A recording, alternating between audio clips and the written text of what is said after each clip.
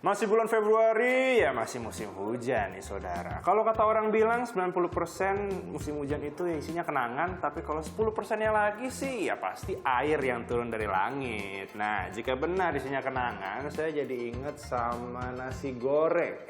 Minyak goreng, maaf. Gini nih, kok awal tahun ini kayak kenangan yang berulang ya kayak tahun kemarin?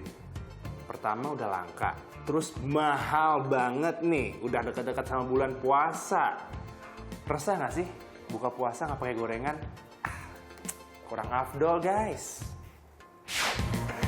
Pak, berarti sekarang minyak harganya di atas 15.000 ya Pak ya? Betul.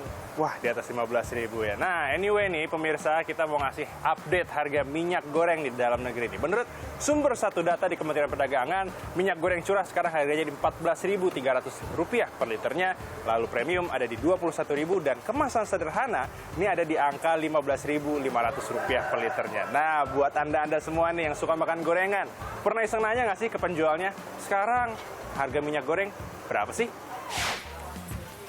Nah, pemirsa, permasalahan minyak goreng yang bikin resah tahun lalu ini sebenarnya hampir diselesaikan oleh Menteri Perdagangan Zulkifli Hasan melalui programnya yaitu minyak goreng kemasan bernama Minyak Kita. Penasaran seperti apa? Minyak kita harganya berapa sekarang dan pasokannya ada nggak sih di pasar? Yuk, kita tanya pedagang.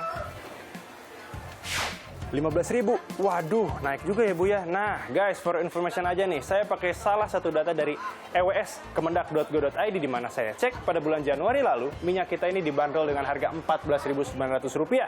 Dan saat saya cek tadi pagi tanggal 7 Februari, minyak kita dibanderol naik harganya dengan Rp15.100. Padahal harga eceran tertinggi atau HET pemerintah itu di angka Rp14.000 loh. Berarti kalau kayak gini, minyak kita sebagai penstabil gagal dong. Gagal gara-gara harganya digoreng terus. Pemirsa, coba cari pangkal bahan baku minyak nih. Domestic Market Obligation. Nah, ini adalah kewajiban pasokan sawit dalam negeri. Kementerian Perdagangan merekam realisasi DMO bulanan untuk mencukupi kebutuhan minyak kita terus turun selama 3 bulan terakhir. Nah, DMO pada November 2022 itu mencapai 100,94% dari target pemenuhan 300.000 ton per bulannya. Jeget! Pada Desember 2022 dan Januari 2023, realisasi DMO ini anjlok 86,31% dan 71,81%. Kemana nih kewajiban yang enggak dipenuhi ini guys? Ini kita baru ngomongin soal minyak loh. Belum ngomongin soal beras, gula, dan juga tepung yang harganya terus naik. Elgin Fridianto, Yulianto, Business Talk.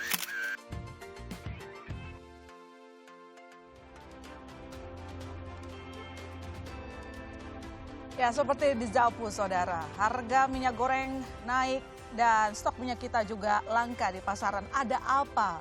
Di mana yang harus kita koreksi? Maka untuk membahasnya, malam hari ini telah bergabung bersama kita ada Bapak Bara Hasibuan, staf khusus Menteri Perdagangan. Selamat malam, Pak Bara. Malam.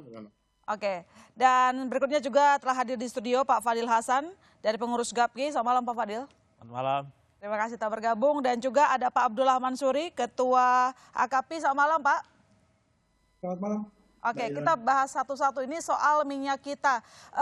Pak Bara, yang kita tahu ini untuk senjata penstabil harga minyak goreng, yakni minyak kita langka. Apakah bisa dikatakan target program minyak kita gagal? Tidak bisa dikatakan gagal. Ya. Saya pikir itu berlebihan kalau dikatakan gagal. Karena secara umum sebetulnya program minyak kita itu yang dimulai tahun lalu itu sudah cukup berhasil. Memang akhir-akhir ini harga di beberapa tempat itu terjadi kenaikan. Karena memang seperti dikatakan oleh Menteri Perdagangan Zulkifli Hasan beberapa kali, demand terhadap minyak kita itu, permintaan itu naik terus ya. Karena walaupun sebetulnya brand minyak goreng itu kan macam-macam ya. Minyak kita tuh satunya, tapi memang minyak kita itu harganya yang paling murah. Karena itu bukan program subsidi, itu sebetulnya program khusus ya antara pemerintah dengan produsen kelapa sawit ya, dalam rangka pemenuhan kebutuhan domestik yaitu market obligation. Jadi kalau mereka ingin ekspor, mereka stick pasar domestik. Nah, manifestasinya itu produknya itu, seperti misalnya gas LPG 3 kg ya, yang itu memang merupakan subsidi. Ini bukan. Nah, jadi sebetulnya kita sudah memantau ya, di setiap hari kita pantau di 500-an pasar di seluruh Indonesia, di 400-an kabupaten. Itu memang harganya itu antara 14.700 sampai 15.200. Itu terjadi sekarang. Tapi sebetulnya kalau kita katakan terjadi kelangkaan secara masif seperti tahun lalu, itu tidak betul sama sekali. Dan kita kementerian sangat hands-on, kita terus memantau, memonitor perkembangan setiap hari. Dan kita tahu juga minggu lalu kita mengumpulkan, Menteri langsung memimpin rapat dengan produsen-produsen kelapa sawit ya, dan kita sepakat untuk menaikkan DMO ya dari 300.000 ton per bulan, kita naikkan sebesar 50% menjadi 450.000 ton sampai bulan April. Jadi kita harapkan ini bisa menaikkan supply. Kita juga terus memantau soal distribusi ya, apakah dari produsen ke D1 ke D2, kemudian juga sampai ke pasar ya, apakah ada itu ada yang nangkal, ada yang tidak menyalurkan gitu. Dan kita juga ingin mengharapkan bahwa rasio yang dicari oleh publik itu, pembeli itu kan minyak kita yang sudah finish product ya, bukan minyak curah. Minyak curah itu juga tersedia. Nah untuk DMO ini, untuk domestic market obligation, kita tahu kalau produsen memasarkan berbentuk minyak curah itu juga bisa. Tapi yang dicari oleh publik di pasar itu adalah minyak kita. Jadi kita juga tingkatkan bahwa rasionya itu harus tingkatkan. Memang rasio antara minyak curah dengan minyak kita memang sudah agak lebih tinggi 70%, 30%, kita ingin naikkan itu supaya kita balikan itu sehingga minyak kita yang lebih tinggi. Itu sekarang situasinya. Saya juga sering melihat memang misalnya Menteri Perdagangan melakukan kunjungan kerja gitu ya, sidak di pasar lah begitu. Tetapi dari hasil evaluasi, apa yang sebenarnya jadi masalah? Memang tadi Anda mungkin mengatakan demand-nya tinggi begitu ya, banyak orang pindah ke minyak kita. Tetapi apakah memang ada juga masalah distribusi yang tidak merata, Pak Bara? Ya memang ada juga misalnya masalah transportasi ya, yang misalnya bulan Desember itu kita ketahui ada kesulitan misalnya mencari kapal ya kan, mungkin juga karena cuaca buruk, itu memang ada masalah itu. Nah ini semua kita tangani. Juga misalnya ada masalah di beberapa tempat antara distribusi dua yang yaitu yang mereka harusnya menyalurkan ke pasar, tidak menyalurkan ke pasar. Itu juga sudah kita identifikasi. Jadi kita mengidentifikasi masalah ini, mengadres masalah ini secara komprehensif, baik dari sumbernya, yaitu dari produksinya, dari produksinya maupun juga dari distribusinya. Jadi kita lakukan sampai juga dari transportasinya. Jadi kita terus memantau, dan memang Menteri Zulkifli Hasan juga aktif sekali dalam berbagai kunjungan ke daerah. Kalau setiap beliau berkunjung ke daerah selalu mengecek situasi di pasar untuk melihat secara langsung. Oke, berarti pokok persoalan masih kita cari tahu ya, di mana paling berat begitu yang menyebabkan minyak kita langka di pasar. Kalau begitu saya ke Pak Fadil. Pak Fadil, realisasi DMO bulanan ini kalau kita lihat terus turun selama 3 bulan terakhir, ada masalah apa di hulu? Atau sebenarnya stoknya dulu deh, gimana? Ya, saya kira kan sekarang ini kan ekspor itu dikaitkan dengan alokasi di dalam negeri DMO itu. Jadi sekarang ini kita tahu bahwa ekspor itu sedang mengalami perlambatan, ya kan? Sehingga alokasi DMO itu juga rasionya itu menurun gitu kan. Nah, jadi kalau misalnya dari sisi pengusaha, produser CPO atau all-in itu, ya kita tetap memasok sesuai dengan ketentuan rasio itu, ya kan. Nah, dalam harian Kompas hari ini kan disebutkan bahwa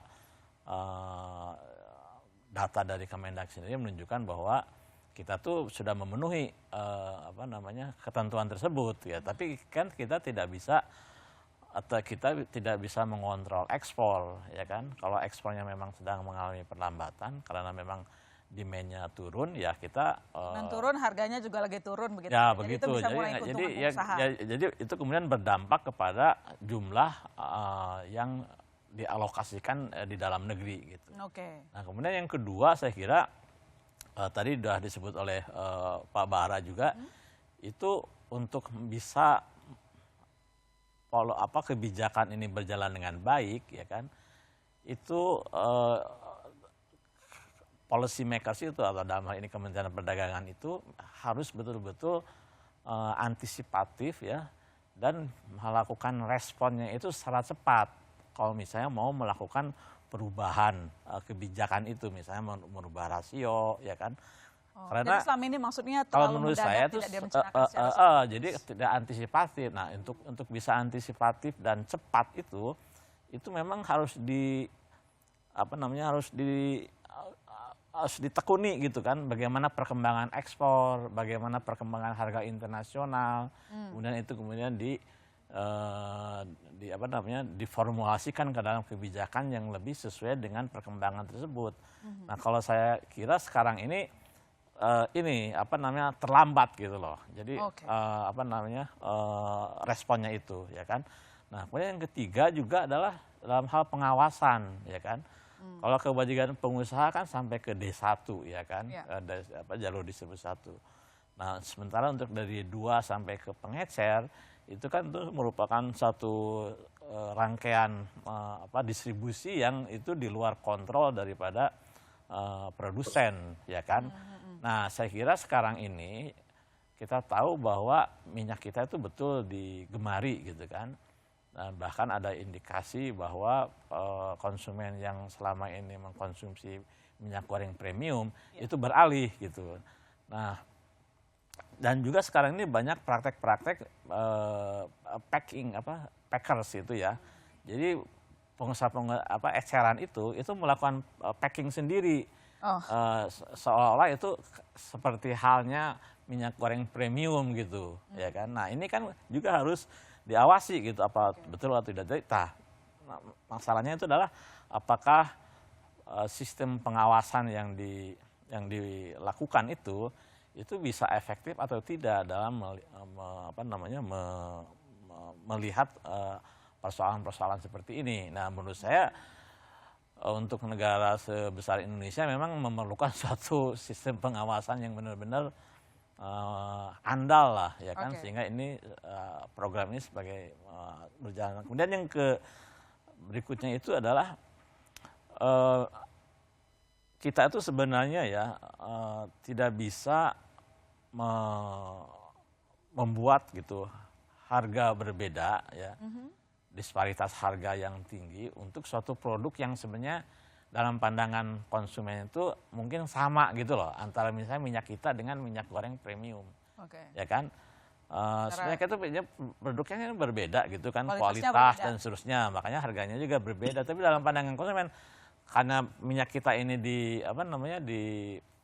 packing juga menyerupai minyak goreng premium, ya bahkan kemudian yang konsumen yang biasanya menggunakan premium, minyak premium pindah ke situ, itu juga harus diantisipasi gitu gimana. Oke, baik. Nanti saya follow up ke Pak Bara, tapi sebelum saya ke Pak Bara, saya ke Pak Abdullah lagi. Pak, selama ini sebenarnya Anda yang berada di lapangan begitu ya, dari teman-teman pedagang itu, sejak kapan minyak kita itu benar-benar sudah langka di pasaran? Lalu kemudian mungkin soal harga, karena kalau saya lihat ada beberapa daerah bahkan sudah jual 20.000.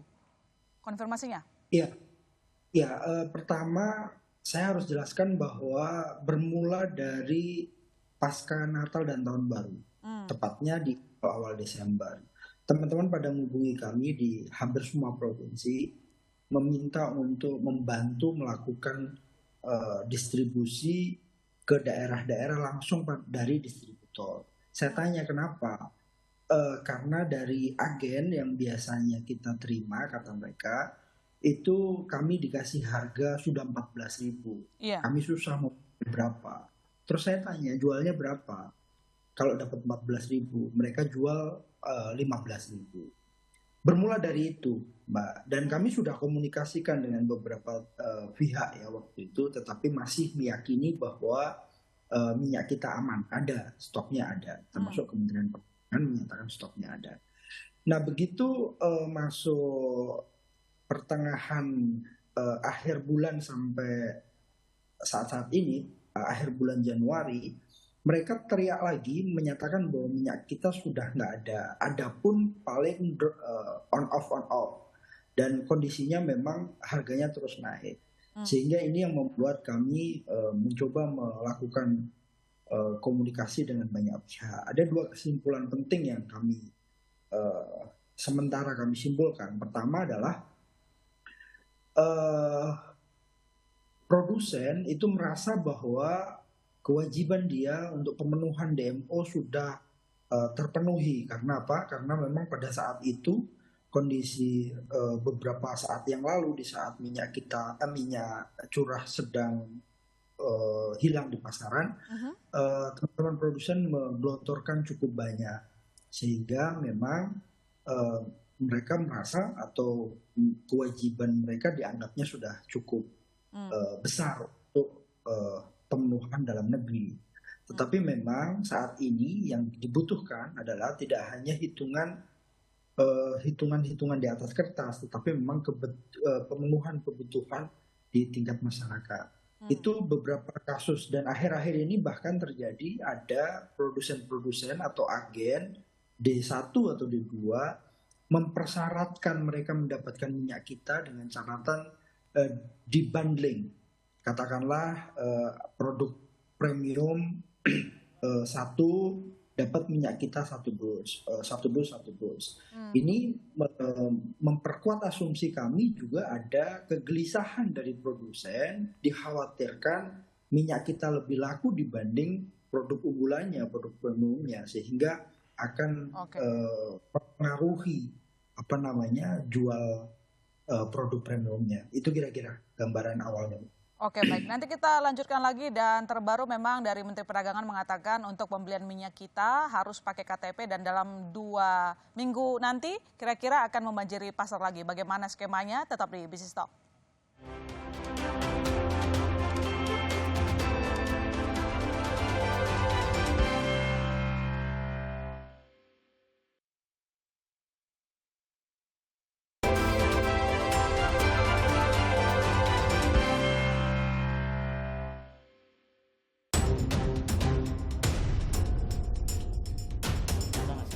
Iya, langka. Susah dapatnya, susah. Ya, banyak yang ini yang nyariin gitu, soalnya harganya naik terus. Sebenarnya nggak langka, cuman kalau kita belanja gitu kayak harus dikawinkan gitu loh. Jadi beli minyak kita 20 dus, terus harus beli tropikalnya 10 dus. Ya harga sebenarnya nggak berubah, cuman dengan adanya dikawinkan itu ya jadinya berubah. Kalau jual 16, ya. Kalau dari agen 15 sudah. Dari ini agen aja udah 15. Ini ya udah 16 sama 17 paling enggak sih. Pemerintah turun tangan, ya kan, cek harga pasar gitu kan. Sama kenyataannya gimana gitu kan. Ya pemerintah turun tangan gitu, maksudnya ini biar harganya stabil lagi gitu. Biar pemerintah biar jalan-jalan aja ke pasar deh, biar dicek-cekin warung-warung, toko-toko di pasar gitu. Oke, baik, itu dia tadi suara pedagang mengeluarkan unek-uneknya. Pak Bara punya segudang pertanyaan. Pak Bara, pertama adalah tanggapan tentang bagaimana pendapat dari masyarakat tadi minta segera turun tangan. Dan yang jelas tadi kalau kita lihat, ini Pak Fadil bilang bahwa sebenarnya kita butuh sistem yang matang begitu. Seperti kurang antisipatif bahwa nanti minyak kita ini akan banyak peminatnya. Lalu kemudian tadi Pak Abdullah mengatakan ini kok mereka beli minyak kita harus dengan syarat, misalnya beli premium 1 baru nanti dapetin minyak kita. Ini bagaimana Anda meresponnya? Jadi kalau soal hands-on ya kita sangat hands-on ya. Kita memonitor setiap hari, kita mempunyai crisis center yang masyarakat bisa menghubungi setiap saat kalau terjadi kelangkaan atau harga melonjak secara tidak wajar. Kita juga sudah membentuk task force Satgas ya, dipimpin oleh Dirjen Perdagangan Dalam Negeri yang tugasnya memonitor setiap hari, bahkan turun ke lapangan juga secara langsung. Dan kita juga berbicara juga dengan para produsen secara ekstensif begitu, secara periodis. Jadi kita betul-betul melakukan sesuatu. Dan kalau dikatakan oleh Bang Fadil tidak antisipatif, sebetulnya juga tidak, karena ini kan bagian dari antisipasi. Memang kadang-kadang situasi pasar itu, situasi ekonomi bisa berubah dengan secara cepat, dan memang kadang-kadang memang ada sesuatu yang tidak diduga gitu, misalnya soal demand di luar negeri ya terhadap CPO yang berkurang, yang mungkin juga tidak ada para ekonom yang mengantisipasinya, yang berambak kepada misalnya insentif mereka untuk melakukan DMO untuk dalam negeri, itu juga terjadi. Jadi kan di sini justru bukan masalah antisipasi sangat penting dan itu kita lakukan, tapi juga bagaimana reaksi terhadap situasi yang berlangsung secara cepat dan perubahan yang berlangsung secara cepat baik dari tingkat global maupun di tingkat domestik, yang itu kita lakukan sekarang ini di Kementerian Perdagangan. Tapi terkait dengan tadi disebutkan oleh Pak Fadil perubahan regulasi misalnya rasio ekspor begitu dianggap terlalu mendadak begitu ya Pak Fadil ya. Itu Anda Ya, gimana itu jawabnya? kan bagian dari antisipasi ya, dan reaksi yang tadi. Ya tapi Pak terlalu Fadil. mendadak kalau kata Pak Fadil Pak Bara. Gimana jawaban Anda? Itu kita kewajiban pemerintah adalah itu melakukan kebijakan secara cepat ya untuk merespon terhadap suatu perubahan, terhadap suatu perkembangan yang bisa berakibat kepada kepentingan rakyat banyak, dan itu kita lakukan. Jadi kita bisa suatu waktu misalnya melakukan perubahan rasio, dan kita juga terakhir memberikan rasio yang lebih tinggi untuk supaya bisa insentif diberikan kepada pengusaha untuk bisa lebih ekspor ya dengan rasio lebih tinggi. Bang Fadli saya pikir juga tahu ya, dinaikkan rasionya menjadi 1,8, jadi Bang Fadli tahu itu. Jadi itu kita lakukan ya, bagian hal-hal yang kita lakukan di Kementerian Perdagangan untuk melihat situasi ini, mengantisipasi dan melakukan hal-hal secara cepat gitu. Oke baik, Pak Fadil tampaknya tadi ingin menjawab silakan. Ya maksud saya bukan ini ya, terlambat justru. Terlambat, nah itu tadi kan saya bilang. Seharusnya itu sebenarnya perubahan rasio dari 19 ke 16, sekarang kemudian di apa sih namanya, di Ubah. 50% gitu kan, di Ya 50% DMO. itu seharusnya dilakukan ketika kita melihat bahwa di November itu memang sudah mulai terlihat ya adanya penurunan ekspor itu. Ya kan di November itu rekor ekspor, tetapi di bulan Desember itu sudah turun itu ekspor itu. Nah, jadi apa namanya ini melihat perkembangan itu harus dalam jangka pendek, tapi juga kita harus melihat tren jangka menengah panjang. Misalnya tahun ini kita perkirakan sebenarnya permintaan itu agak slowing down gitu kan, slowing down karena ada ancaman resesi, apa namanya, dan juga kita produksi kita kan dalam tren yang menurun, produksi CPO secara keseluruhan. Kemudian ada juga pemakaian di dalam negeri yang apa namanya bertambah akibat program biofuel. Jadi memang harus komprehensif lah gitu kan, melihat segala dinamika yang terjadi dalam industri ini baik di dalam maupun di luar negeri, kemudian melakukan apa namanya nih antisipasi dan respon yang cepat gitu, itu maksudnya. Oke, begitu Pak Bara kata Pak Fadil, diterima ya Pak? Terima. Bang Fadil ini kan partner kita. Stakeholder juga di sini. Oke. Iya. Baik, Saya inputnya kita terima lah. Oke, Iya. baik. Tapi karena tadi kita udah singgung Kita soal juga tahu bahwa kita harus kerjasama dengan itu ya, dengan mitigasi. harus harmonis Karena di sini lah, kerjasama harus sama harmonis. Iya betul. Itu penting sekali gitu. Iya, Ya, harus. bahwa kita kan juga bahwa kita mengerti pengusaha harus mencari profit. Ya, Tentu dalam berbisnis itu tidak bisa ada kerugian, ya. tapi juga tentu kita ada kepentingan lebih besar gitu. Di sini kita minta, dan selama ini kita cukup ini dengan kerjasama ditunjukkan oleh para pengusaha. Jadi pemerintah dengan para pengusaha adalah partner di sini. Ya, benar, harus harmonis supaya masyarakat juga senang gitu ya kalau hasilnya itu baik untuk semuanya. Pak Fadil, karena tadi kita sudah menyinggung kemarin itu ditegaskan lagi dari Kemenko Marves begitu ya soal DMO 50%. Kalau dari pengusaha bisa menjalankan itu dengan konsisten atau tanggapan lain? Ya kalau pada intinya kan kita ini apa namanya berusaha agar memang di dalam negeri juga suasana itu bisa berjalan dengan baik lah. Tidak ada kelangkaan, tidak ada lonjakan harga dan seterusnya. Nah apa yang dilakukan oleh Menkoman Marinvest itu kemarin itu kan dia hak ekspor itu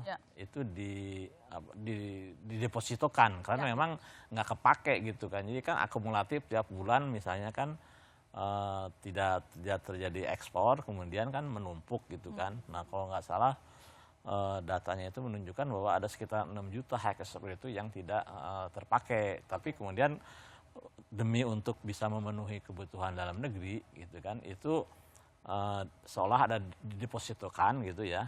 Tapi kemudian prioritasnya itu untuk di dalam negeri. Nah saya kira ini ya tadi bisa kita terima lah, karena memang juga kita melihat bahwa ekspor itu sendiri tadi yang saya bilang itu mengalami satu perlambatan gitu kan. Tapi jangan sampai menurut saya itu juga ini ya apa namanya itu suasana ini ya apa namanya kebijakan yang diambil terakhir itu harus juga dilihat ininya apa namanya efektivitasnya gitu kan. Jadi harus dilakukan evaluasi secara berkala gitu. Jadi kemudian dilakukan suatu tindakan-tindakan yang seperlunya untuk bisa menyeimbangkan ya antara kebutuhan ketersediaan daripada minyak goreng di dalam negeri dengan kebutuhan sendiri untuk mengekspor itu gitu. Oke, yang penting ketangkasan ya yang Anda butuhkan. Ya pemerintah itu. segera memberikan. Dan sebenarnya satu lagi hal yang ingin saya sampaikan itu adalah solusi dalam jangka menengah panjang itu ya adalah sebenarnya bagi pemerintah itu seharusnya itu memiliki suatu stok yang dia kuasai gitu, ya kan? Minyak goreng itu baik kata dalam bentuk minyak goreng kita atau dalam bentuk curah, ya kan? Sehingga pemerintah itu tidak sepenuhnya, ya kan, tergantung pada swasta gitu. Karena kan swasta itu kita tahu sendiri ya, kalau misalnya kebijakan itu terlalu mendistorsi pasar gitu kan, bahkan kemudian diikuti dengan regulasi-regulasi lain ya atau yang lebih ketat itu kadang-kadang tidak efektif gitu. Nah, kalau misalnya pemerintah sendiri kan sekarang ada Bappenas ya, Pak Bara ya, yang tugasnya itu adalah salah satunya kan stabilisasi harga kan gitu. Nah, kalau misalnya Bappenas itu memiliki stok ya yang dikuasai, nah kalau misalnya memang terjadi kenaikan harga di atas HET yang ditentukan oleh pemerintah, langsung saja pemerintah melakukan operasi pasar gitu. Itu kan lebih lebih simpel ya. Efektif juga untuk mengendalikan harga gitu, kan? Pangan di lapangan begitu ya. Saya ke Pak Abdullah. Pak Abdullah, salah satu yang terbaru kemarin ya, Menteri Perdagangan itu punya target dalam 2 minggu nanti minyak kita sudah membajiri pasar, tetapi punya syarat harus beli pakai KTP. Kalau pedagang tanggapannya gimana? Sebenarnya untuk soal KTP kita tidak ada masalah sama sekali. Ada masalah, itu pernah terjadi. Persoalannya adalah barangnya ada atau tidak. Kalaupun opsinya itu minyak curah, artinya memang cita-cita Menteri Perdagangan untuk memperkuat produksi dalam negeri dengan minyak kemasan atau minyak kita itu memang gugur, artinya tidak terpenuhi. Cita-cita itu sesungguhnya yang harus dijaga karena di Permendak sendiri tidak ada aturan yang baku tentang minyak kita, boleh minyak curah atau minyak kita. Sedangkan di situ masih ada packaging, di situ juga berpengaruh pada produksi premium, produksi premiumnya masing-masing kalah dengan minyak kita. Itu juga akan menjadi masalah tersendiri bagi produsen untuk menggelontorkan minyak kita. Banyak faktor yang sesungguhnya kami mendorong agar pemerintah, dalam hal ini Kementerian Perdagangan, mengevaluasi kebijakan-kebijakan yang sering berubah-ubah dan justru ini berpengaruh pada kondisi di lapangan. Apalagi sebentar lagi kita akan memasuki Ramadan yang permintaannya bisa 100% kenaikannya. Ini yang harus dijaga, diantisipasi, dan sama-sama kita pikirkan bagaimana cara yang paling efektif, paling tepat untuk bisa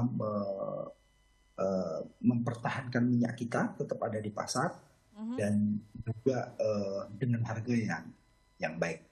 Oke, sesuai HET begitu. Pak Bara, terkait dengan rencana beli minyak kita wajib dengan KTP, kalau pedagang itu nggak masalah, tetapi mereka lebih mengutamakan concernnya jaminan bahwa nanti minyak kita harus ada di lapangan, dievaluasi. Bagaimana Kemendak bisa menjamin itu dan menjamin bahwa kelangkaan ini tidak akan terulang kembali?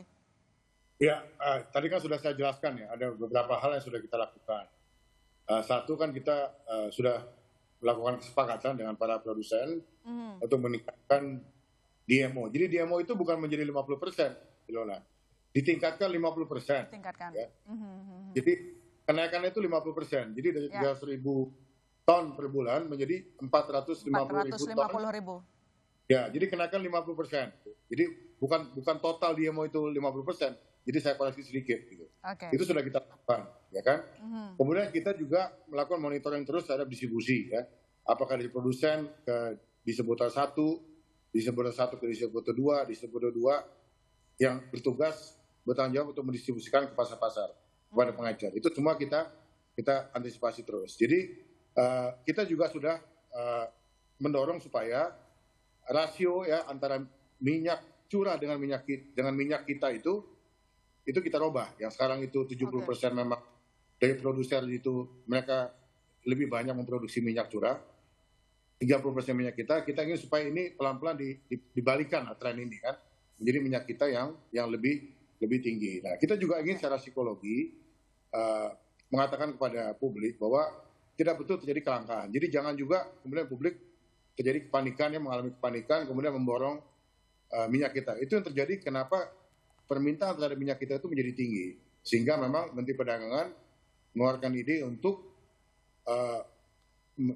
ada persyaratan bahwa untuk membeli minyak kita harus memakai KTP. Itu karena memang kenyataannya yang membeli minyak kita itu bukan hanya orang-orang yang pembeli yang berasal dari golongan pendapatan yang rendah, tapi juga restoran-restoran, bisnis-bisnis itu juga membeli minyak kita.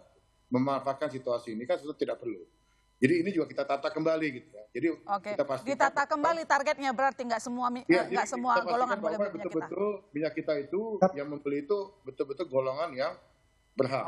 Dan ini juga Dirjen sudah mengajaran bahwa kepada para pengecer jangan menjual minyak kita itu dalam satu transaksi itu lebih dari 10 kg. Jadi untuk dibatasi.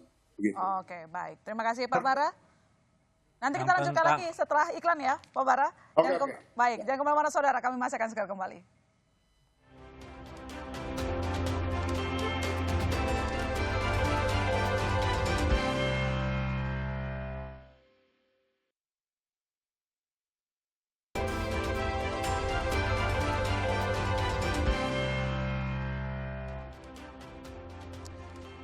Ya, kita lanjutkan diskusi kita malam ini, dan di segmen ini telah bergabung bersama kita Mas Cipta Wahyana, wartawan Nasional Konten. Selamat malam Mas Cipta. Selamat malam. Oke, nanti saya ke Mas Cipta untuk menyimpulkan. Tadi cukup menarik ya, kita sudah melihat bagaimana pandangan dari produsen terutama di sini, lalu kemudian untuk Pak Bara tadi juga sudah menjelaskan apa saja yang akan dilakukan ke depan. Saya ke Pak Bara. Pak Bara sedikit mengonfirmasi, lebih tepatnya menjawab pertanyaan dari Pak Fadil soal solusi menengah jangka panjang di mana pemerintah harusnya punya stok sendiri. Jadi tidak seperti shock ketika harganya naik baru kita bertindak, dan kalau menurut Pak Fadil selama ini bebannya diserahkan kepada swasta gitu ya tadi Pak Fadil ya. Silakan Pak Bara.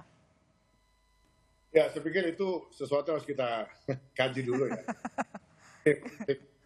Karena sekarang kan juga ada, betul tadi Bang Fadil katakan ada badan baru yang namanya Badan Pangan Nasional.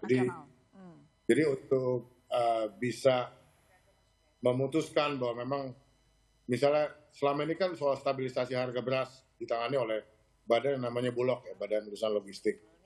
Dan itu kerjanya cukup efektif, cukup baik ya. Selama ini Bulog yang bertanggung jawab untuk memastikan bahwa stok dari beras itu aman dan harga juga terjangkau selama ini, tidak melonjak misalnya kan. Nah, apakah ini juga bisa diperlakukan untuk minyak goreng? Ya tentu ya nanti kita lihat situasinya. Saya pikir ini suatu ide yang patut kita kaji dan tidak bisa diputuskan saja oleh Kementerian Perdagangan, kan ada juga badan-badan lainnya di pemerintahan yang juga punya peran dalam masalah minyak goreng ini. Gitu. Oke, baik. Dikaji nanti katanya Pak Fadil. Cukup lega, Pak? Pak Fadil teman kita kok, tenang aja. Kita undang ke kementerian untuk. Tapi akan segera dibahas berarti ya Pak Bara ya? Ini bagus ya, artinya itu sesuatu yang harus kita, artinya gini ya, segala options itu, segala kemungkinan, segala options itu harus kita kaji ya. Tentu karena memang perkembangan ini kan sangat cepat, dan kita juga ingin bereaksi secara cepat, mengambil kebijakan secara cepat dan tepat, untuk itu tentu saja tujuannya satu ya, kita ingin bisa memberikan perlindungan pada hak-hak dari masyarakat untuk mendapatkan harga yang wajar. Oke, tapi selama ini kenapa sih Pak minyak goreng tidak dianggap sama seperti komoditas lain, katakanlah seperti beras dan kawan-kawan? Untuk harus punya stok gitu. Apa? Ya sama seperti beras dan kawan-kawan kan mereka punya stok gitu. Ya karena kan memang produksi Indonesia itu kan, kita kan adalah produsen sekarang ini ya, kita sudah mengalahkan Malaysia. Produsen CPO, crude palm oil terbesar di dunia. Nah, kalau beras itu kan kita tidak konsisten ya. Kita pernah mengalami swasembada, tapi juga tidak mengalami swasembada. Jadi sekarang ini kita juga mengalami banyak. Jadi sebetulnya kalau kita lihat dari secara logika ya, bahwa produksi kita juga banyak sekali, bahkan terbesar di dunia, itu sangat cukup sebetulnya untuk memenuhi kebutuhan dalam negeri. Gitu. Jadi selama ini kan yang bekerja adalah market bekerja, pasar bekerja, mekanisme pasar. Tapi pemerintah terus melakukan fungsinya dengan melakukan monitoring, melakukan kebijakan-kebijakan, melakukan intervensi kalau dibutuhkan untuk memastikan bahwa walaupun kita memang produksinya sangat besar, terbesar di dunia, tapi tentu saja bahwa tidak bisa semuanya misalnya diekspor. Juga harus ada yang disuplai ke dalam negeri gitu. Baik. Apalagi dalam situasi di mana harga internasional itu besar sekali dan terjadi disparasi harga yang besar seperti terjadi tahun lalu antara harga internasional dengan harga dalam negeri. Baik. Terima kasih Pak. Baik, terima kasih Pak Bara. Saya ke Pak Fadil. Pak Fadil, ini saya konfirmasi aja. Kalau kita lihat kan untuk harga jual CPO untuk industri biodiesel itu lebih tinggi ketimbang untuk pangan. Jadi saya konfirmasi, sebenarnya pelaku usaha itu apakah memang lebih senang jual CPO-nya ke biodiesel ketimbang pangan? Ya kalau yang sebenarnya kalau yang di biodiesel itu kan sudah diatur juga. Nah itu dia. Harga CPO plus $80 ya, $80 ya untuk processing menjadi biodiesel itu. Tapi kemudian karena solarnya itu masih disubsidi, itulah kemudian selisihnya itu yang merupakan insentif kepada produser biofuel itu. Nah, dalam konteks kita itu indifferent saja gitu, nggak ada masalah jual ke minyak goreng atau ke untuk biofuel itu, karena kan pembentukan harganya itu relatif sekarang ini kan nggak jauh beda gitulah. Lain misalnya waktu tahun lalu misalnya kan ada kenaikan harga yang sangat tinggi. Kalau sekarang ini kan harga itu trennya itu justru menurun gitu, ya kan. Jadi kalau misalnya disebutkan bahwa kelangkaan ini juga salah satu sebabnya itu adalah karena milih ke biofuel, enggak juga, karena kan di biofuel juga ininya tuh ditentukan juga oleh pemerintah. Pak, saya kok kepo nih sebenarnya untuk minyak kita itu marginnya berapa sih? Maksudnya kita ya tergantung daripada harga CPO-nya. Kalau kayak kemarin tanggal 2 Februari katakanlah kita KPB Dumai itu kan sekitar 11.000. Kemudian kan kita harus menjualnya, menyerahkannya ke produsen minyak goreng itu kan 9.300 kalau untuk CPO. Sementara untuk olein itu sekitar 11.800 atau 10.800. Jadi kalau harga CPO-nya saja udah 11.500, ya kalau kita pakai harga tanggal 2 Februari itu, ya kita tentunya merugi gitu. Tapi itu katakanlah bentuk partisipasi dari swasta untuk pemerintah, untuk Pak Bara gitu ya. Baik, meski kadang mungkin merugi tetapi ya, itu soal aturan Permendak itu ya kemarin. Betul. Saya ke Pak Abdullah. Pak Abdullah, saya mau konfirmasi ke Anda dan teman-teman di lapangan begitu. Ketika minyak kita tidak ada, yang kita lihat juga harga minyak goreng yang lain juga ikutan naik. Saya juga barusan cek di data Kementerian Perdagangan, termasuk untuk minyak curah dan juga premium. Benar demikian? Kenapa kira-kira, Pak Abdullah? Ya, karena memang stoknya memang tidak banyak ya, kecuali premium. Kalau premium memang harganya kalaupun naik nggak akan berani naik tinggi, kecuali memang minyak kita itu sudah tidak ada di tempat tersebut ya. Ini kan persoalannya disparitas harganya cukup tinggi antara minyak kita dengan minyak premium, sehingga memang harus dipikirkan cara dan ramuan yang baik ya agar tidak terlalu jomplang harganya, 14.000 sampai 15.000. Oke, katakanlah naik tinggi di 16.000, tetapi minyak premium masih 21.000. Memang cukup jauh. Sehingga mau minyak kita tetap jadi sasaran bagi masyarakat ya. Kita memang tadi disampaikan Bang Bara ya bahwa mengontrol menengah ke atas atau menengah ke bawah untuk membeli minyak kita itu agak susah, walaupun memang di pasar sudah pernah terjadi Bang Bara bahwa beli minyak harus 10 kilo saja, beli minyak harus pakai KTP saja, itu sudah pedagang sudah coba, harus isi aplikasi, itu pedagang sudah pernah lakukan. Tetapi memang faktanya bahwa karena disparitas harganya terlalu tinggi, itu orang akan beralih ke minyak kita. Tadi dikonfirmasi juga sama Pak Fadil bahwa memang ada kenaikan harganya, sehingga wajar saja kalau naik harganya minyak kita. Ini yang sesungguhnya harus sama-sama kita pikirkan. Bagaimana bagaimana keberadaan minyak kita itu ada di pasaran. Kita itu bertahun-tahun kita menggunakan minyak curah, kita harus pastikan sendiri secara mandiri, kita harus karetin sendiri. Ada beberapa penyusutan, ada beberapa kos tambahan. Disuguhi sama Pak Menteri minyak kita yang sudah dilihat juga tampak segar, walaupun sebenarnya sama, dilihat tampak Kualitasnya segar, bagus. kualitas harganya sama dengan tinggi. harganya sama. Artinya Tetap jualan. dari awal kami sudah berpikir apakah ini bisa panjang, karena memang minyak kita dengan minyak curah itu sama harganya. Di Permendak menyatakan minyak curah atau minyak kita. Artinya nggak pun memproduksi minyak kita selama minyak curah masih digelontorkan tidak ada masalah. Nah ini sesungguhnya dibenahi secara bersama-sama. Tadi juga saya sampaikan menanggapi tadi Pak Fadil dan Bang Bara, banyaknya lembaga atau kementerian yang mencoba mencari kebijakan-kebijakan soal minyak, itu juga akan berpengaruh pada kondisi di lapangan. Di sini ada Badan Perindustrian, ada Kementerian Perdagangan, Badan Pangan. Pas di saat giliran begini, Badan Pangan lempar tangan. Di saat begini, Kementerian Perindustrian minta ke Kementerian Perdagangan. Jadi ini Kementerian Perdagangan seakan-akan jadi samsak aja, jadi tempat pukul banyak pihak. Maka sedikit-sedikit saya Bang Bara ya. Maka saya berharap agar Bang Bara dengan Menteri Perdagangan fokus pada bagaimana memenuhi kebutuhan masyarakat saat ini menjadi Lebaran Ramadan. Karena apa?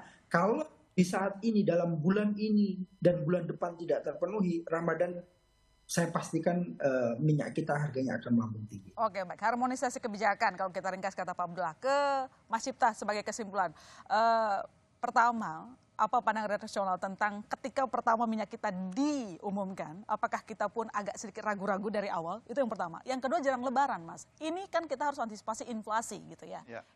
Apa yang perlu diperhatikan, dan ini kebetulan ada Mas Bara, nanti bisa sampaikan Pak Menteri saran dari kita. Silakan.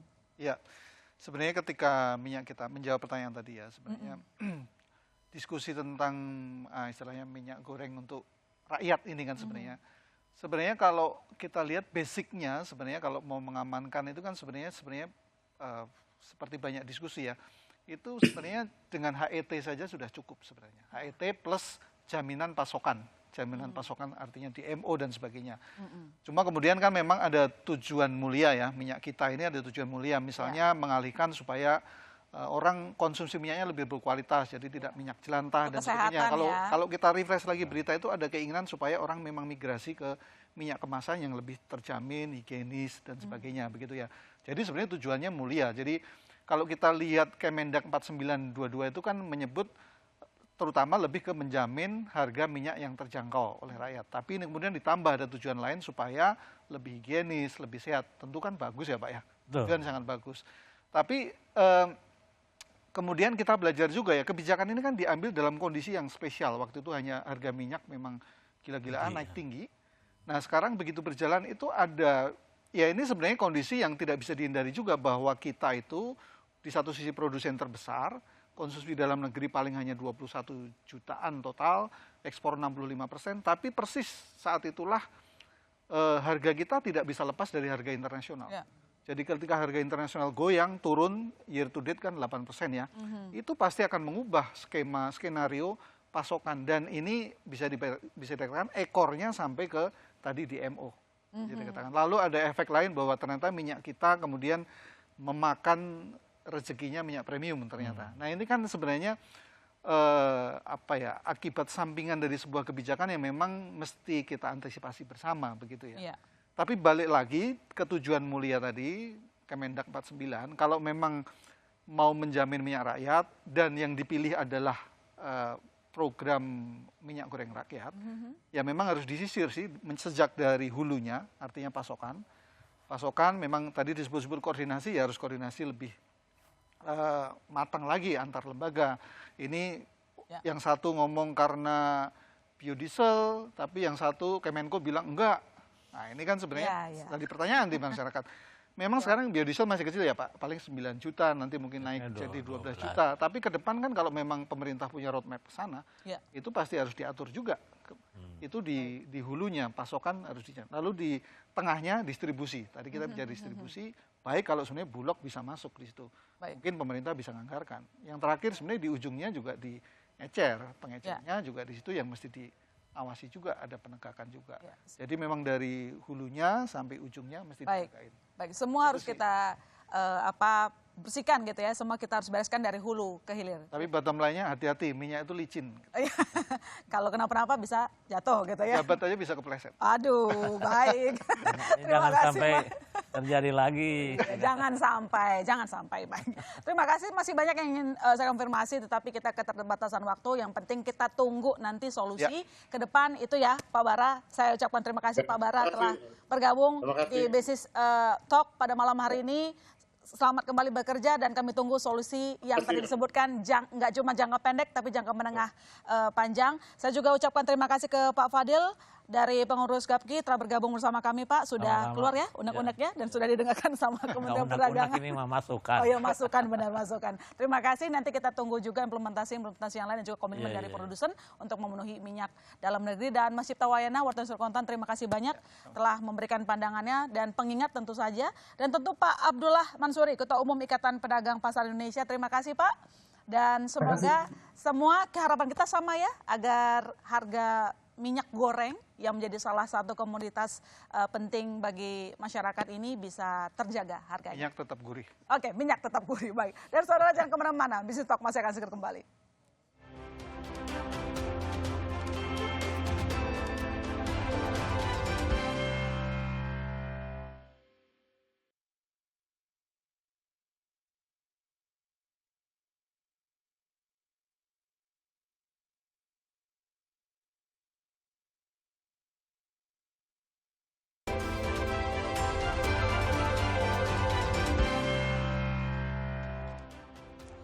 Solusi mahalnya harga minyak kita dan langka di pasaran, kita tunggu jurus jitu dari pemerintah untuk kembali menstabilkan harga minyak goreng. Saya masih Setarigan, sampai jumpa Selasa depan di Business Talk.